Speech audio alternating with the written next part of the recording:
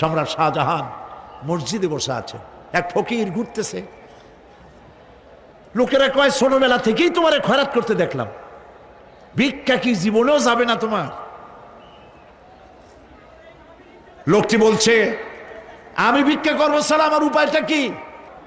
এই লোকটি আমি ভিক্ষা করা ছাড়া করবো কি? লোকেরা তো আমার 60 টাকা 50 টাকা 100 টাকা দেয় না, 4 আনা 5 আনা 1 টাকা এই আমার দেয়, এ দিয়ে আমি বড় লোক হবো কেমন? লোকটি বলছে আচ্ছা দেখো, তুমি তো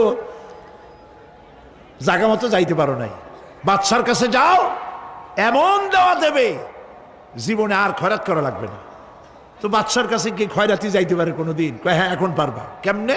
কয় সম্রাট শাহজাহান এখন একা একা মসজিদে আছেন। তখনকার এসব বাদশারা অনেকে নামাজি ছিলেন, দিনদার ছিলেন। ফকির দরজার কাছে দাঁড়াইয়া দেখতে পাচ্ছে কেউ নাই, দেহরক্ষীরা দূরে দূরে দাঁড়ানো। বাদশাহ মসজিদের ভেতরে বসে হাত তুলে ঝুলতেছে আর কাঁদতেছে, চোখের পানি দিয়া দাড়ি ভিজে ভিজে পড়ছে। এই দৃশ্য অনেকক্ষণ দেখলো ফকির। কিছুক্ষণ পর সম্রাট শাহজাহান মসজিদ থেকে বেরিয়ে আসছে। ফকির বলছে আসসালামু আলাইকুম হুজুর। তিনি বললেন ওয়ালাইকুম আসসালাম, চলে গেল। বাদশাহ বলল আমার কাছে তো কেউ আইসা কিছু না চাইয়া তো যায় না, এরে দেখলাম খয়রাতির মতো কিছু চাইলো না, বেটা ভয় করলো নাকি? হ্যাঁ আমি এদিকে আসো। আসছি। ভয় পাইছো?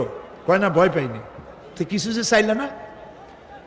ফকির বলছে জাহাপানা সত্যিই কিছু চাইতে আসছিলাম, তারপর চাইলে না কেন?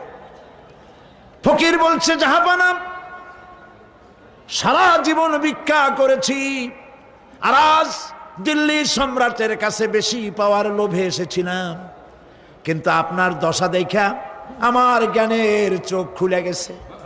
আমি লক্ষ্য করে দেখলাম আমি সম্রাটের কাছে চাইতে এসেছি, হাত তুলি নাই, বিনয় প্রকাশ করি নাই, চোখের পানি ফেলি নাই, কিন্তু লক্ষ্য করে দেখলাম দিল্লির সম্রাট আমার চাইতেও বড় ভিক্ষুকের মতো। আবার কোন সম্রাটের কাছে হাত তুলে কান্দে? আমার জ্ঞানের চোখ খুলে গিয়েছে, আমি বুঝতে পেরেছি সম্রাট কান্দে যেই সম্রাটের কাছে, তারে ছাড়া আর কারো কাছে জীবনে চাইব না। এই কথাই সূরা ফাতিহায় প্রত্যেক দিন পড়ি, বুঝি না কি পড়ি। ইয়াকা না'বুদু ওয়া ইয়াকা নাস্তাঈন। আয় আল্লাহ, একমাত্র তোমার গোলামি করি আর তোমার কাছে সাহায্য চাই, তুমি ছাড়া কারো কাছে সাহায্য চাই না। কলিজা সাফ করুন।